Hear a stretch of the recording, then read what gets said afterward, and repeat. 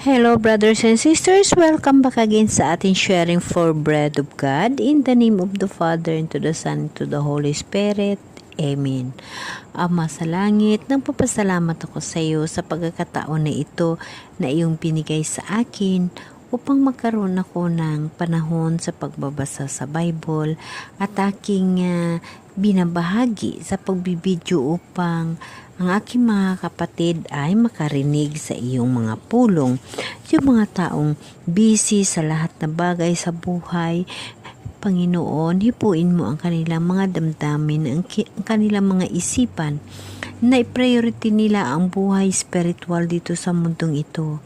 Panginoon, nagpapasalamat ako sa iyo dahil sa binigay mo sa akin ng lakas upang magbahagi sa mga pulong mo at sa pagbigay mo sa akin ng pag-uunawa upang aking maunawan ang iyong mga pulong sa pamaraan ng ganito aking natitiyak na ikaw ay aking laging kasama. Lord, maraming salamat sa pagbigay mo sa akin ng pagkakataon na ito, na itong pamaraan aking naibabahagi sa aking mga kapatid, ang aking pagsaksi sa iyong kabutihan at pagmamahal sa akin. Maraming salamat, Panginoon. Amen. Okay, brothers and sisters, babasahin natin ang pahayag, verse 1 sa chapter 1. Napakaganda ito. Alam niyo mga kapatid na lagi ko ito inuulit-ulit dahil kailangan nating malalaman yung mga ganitong bagay upang magkaroon tayo ng pag-uunawa at paghahanda sa pagsalubong sa ating mahal na Diyos. Upang malaman natin ang mga nakasulat dito ay ito ay mangyayari at totoo. Babasahin ko mga kapatid dito sa pahayag 1, chapter 1 verse 1. Ito mga kapatid, lagi nating tatandaan. Ito ang paghahayag ng Diyos kay Hesukristo at kanya namang inihayag kay Juan na alipin niya sa pamagitan ng anghel. Ang layo ng pagpapahayag na ito'y ipinahatid sa mga alipin ng Diyos. Tayo mga kapatid ay mga alipin ng Diyos. Ang mga bagay na malapit nang maganap, ito ang patutuo ni Juan sa mga nakita niya tungkol sa inihayag ng Diyos at pinatunayan ni Hesukristo. Mapalad ang bumabasa ng aklat na ito, ang mga nakikinig sa hulang inihayag nito at matutupad sa nasusulat dito sapagkat ang lahat ng ito'y malapit nang maganap. Mga kapatid, ito nga ang lagi kong binabasa at lagi kong pinapahayag, laging sinishare na ang mga bagay malapit nang mangyayari. Mga kapatid, lagi natin tatandaan na ang buhay dito sa mundo ay agi lamang. Hindi ito ay permanente. Ang buhay na espirituano na buhay, yun ang magiging buhay natin sa pagdating ng araw ng paghukom. Babasahin natin mga kapatid, ito yung mga tinatawag na vision ni Juan o pinakita ni Jesus Christ sa panaginip ni Juan. Kailangan natin itong malalaman kasi napaka-importante ito mga kapatid. Ito babasahin natin ayon dito sa pahayag chapter 1 verse 19. Ako si Juan, ang inyong kapatid, nakasama ninyo sa paghihirap, paghahari at pagtitiis dahil sa pakikipag-isa kay Jesus. Itinapon ako sa pulo ng Patmos sapagkat ipinangaral ko ang salita ng Diyos at ang katotohanan inihayag ni Jesus. Yes mga kapatid, alam niyo ba na kung tayo ay nanampalataya at naniniwala tayo sa mahal na Diyos at yung gabay na mahal na Diyos ay ating sinusunod, alam mo ba na siya mismo ang magbigay sa iyo ng isang lugar kung saan na doon ka magkakaroon ng pagkakataon upang makasama siya, upang maibahagi mo, spread out mo yung mga tinatawag na kabutihan ng Diyos sa iyo. Siya mismo ang maghanap ng isang lugar upang matili kang magpahayag ng mga alam mo tungkol kay Jesus Christ. Yung mga pagsaksi mo, yung mga mirakulo sa buhay mo, yung pagtulong ng mahal na Diyos, yun ho, yung importante na ipahayag mo sa kapwa mo upang magkaroon din sila ng inspirasyon. So, ipagpatuloy natin mga kapatid. Ito yung mga nababasa natin dito ay nasa Bible ay mga katotohanan. Nooy araw ng Panginoon, kinasihan ako ng Espiritu at narinig ko mula sa aking likuran ang isang malakas na tinig na parang tunog ng trompeta. Ang sabi, isulat mo ang iyong nakikita at ipadala mo sa 7 iglesia sa Efeso, Esmerma, Pergamo, Thyatira, Sardes, Philadelphia at Laodicea. So ito mga kapatid, yung 7 iglesia, ito ho yung 7 grupo na nanampalataya sa mahal na Diyos. Lagi nating tatandaan na ang iglesia hindi lamang ito'y nakabatay sa isang building, no? Kundi ito ay nanampalataya sa Diyos, no? Ito'y nagkikilala sa Diyos, grupo na kumikilala sa Diyos, na nampalataya sa Diyos. No? So verse 12, lumingon ako upang tingnan ang nagsasalita at nakakita ako ng 7 ilawang ginto. Nakatayo sa gitna ng mga ito ang isang animoy lalaki, nakadamit ng abot sakong at may pamigkis na ginto. Sa kanyang dibdib, kasimputi ng bulak o ng nyebe ang kanyang buhok at naninigas na parang apoy ang kanyang mga mata. So mga kapatid, ito ho yung nakikita ni Juan. Yun ho ay si Jesus Christ yung kanyang nakikita. So sinabi niya kay Juan na halika dito, no? Pinaakyat si Juan sa kanyang vision sa langit upang makita ni Juan ang mangyayari. So, ganun ho ang kanyang nakikita. So, may 7 anghel, no, na iglesia. Itong 7 anghel na sinasabi ni Jesus Christ na isulat mo at ipadala sa 7 iglesia. So, alamin natin mga kapatid, kung ano ang bawat sulat sa bawat iglesia. Ang unang iglesia, ito ho yung Efeso. Ano ba ang sinulat? Ano ba ang isusulat ni Juan?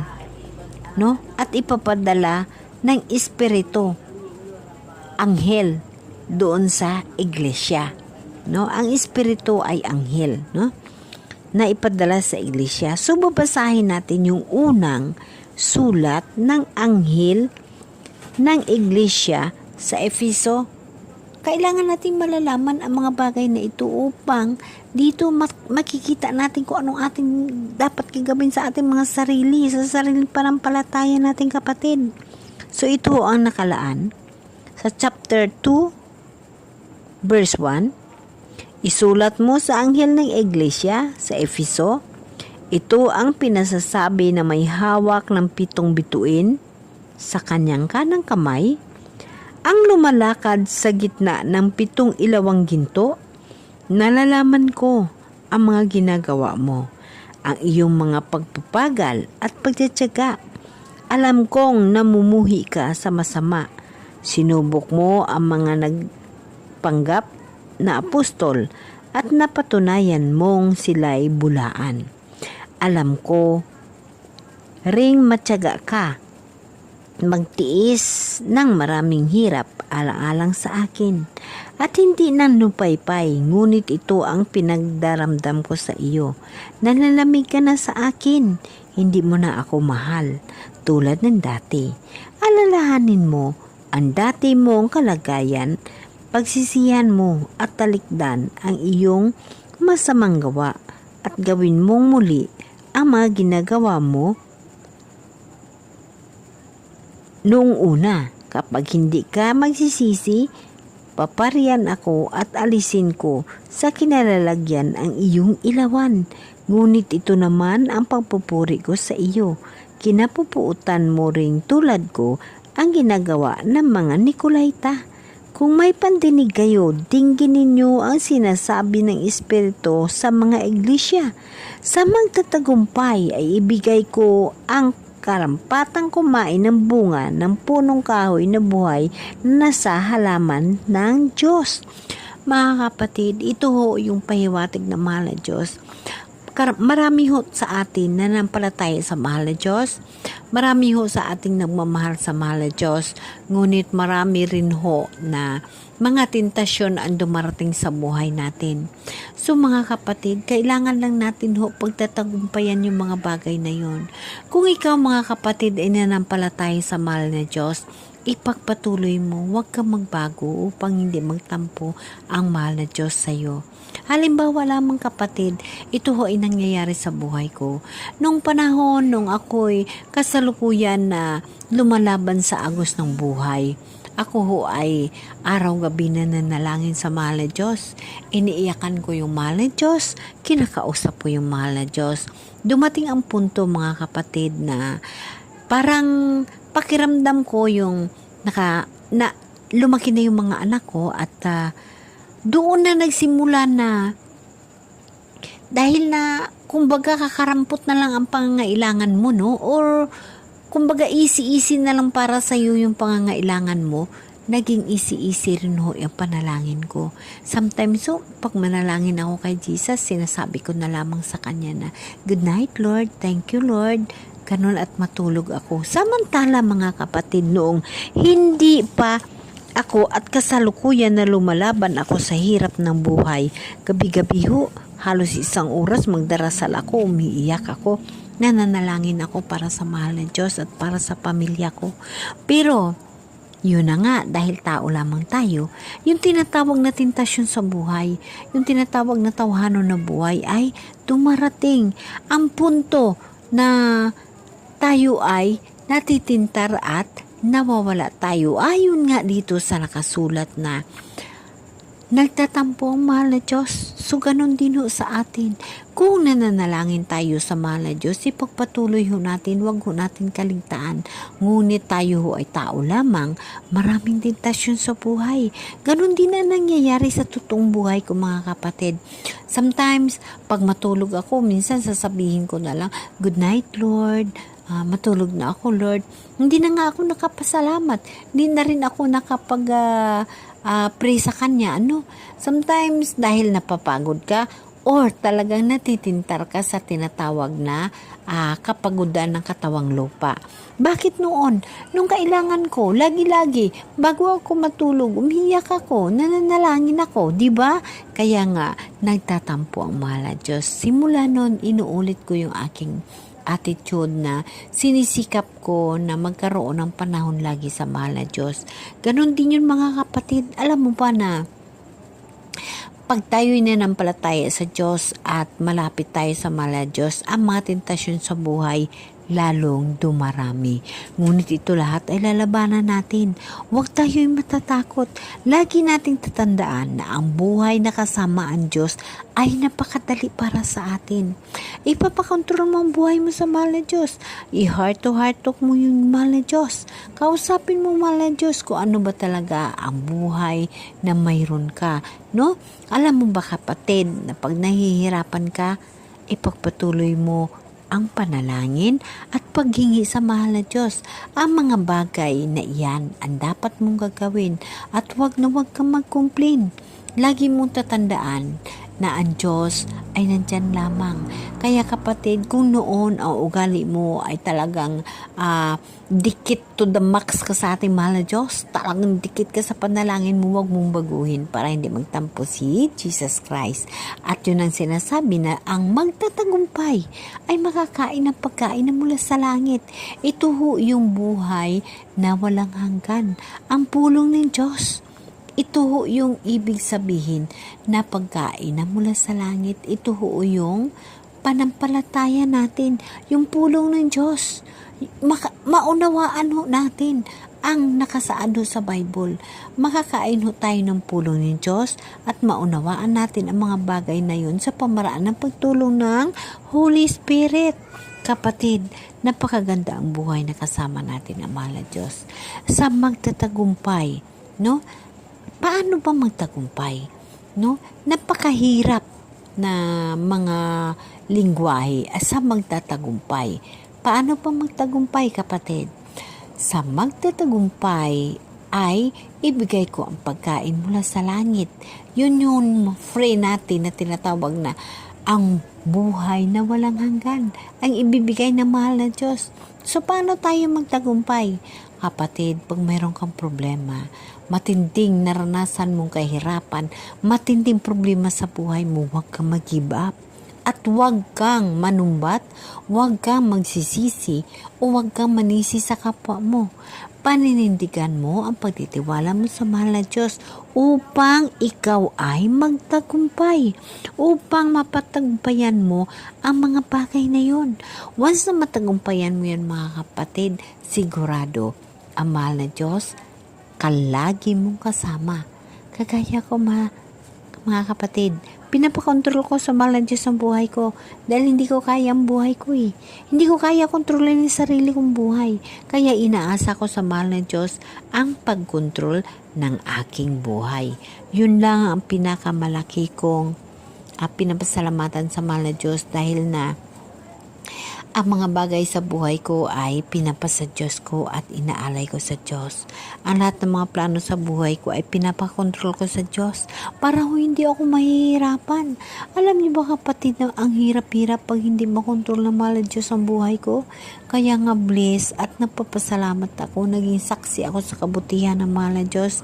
Naging saksi ako sa pagmamahal ng mahal na Diyos na ang lahat ng bagay sa buhay ko ay nakontrol niya. So dahil nakokontrol ng mahal na Diyos ang buhay ko, napakaganda ho. Hindi ho ako ng problema kung salang dumarating ang mga bagay na pangangailangan ko at kung anong aking gagawin. Dahil ipinakontrol ko sa mahal na Diyos ang buhay ko. Yes, kapatid, makasasala ho ako. Hindi ho maaaring hindi ako magkakamali sa mga araw-araw na lahat. Ngunit ang lahat na yun ay hinihingian ko ng tawad. At hinihingian ko ng gabay. Nanggabayan ako. Kaya nga, mga kapatid, gusto ko laging kasamang mahal na Diyos kasi walang hirap. Walang hirap, mga kapatid, ang buhay kasama ang Diyos. Step by step, nasa ayos ang mga bagay na ginagawa ng Diyos sa buhay mo. Magtataka ka lang, ngunit pag ang Diyos nasa puso mo at nasa buhay mo, hindi ka magtataka. Sa tuwid, magpapasalamat ka pa sa Kanya dahil na-providean ang mga bagay na gusto mong providean sa araw-araw na lahat. At kung ano ang plano ng mahal Diyos sa buhay mo, natutupad. Kaya nga, mga kapatid, unahin natin lagi ang Diyos dahil napakaganda ang plano ng Diyos sa buhay mo, sa buhay ko, sa buhay natin. Sa pamaraan ng Holy Spirit, sa paggabay ng Holy Spirit sa buhay natin, tayo ay maayos step by step at hindi tayo mahihirapan sa buhay. Amen? Amen.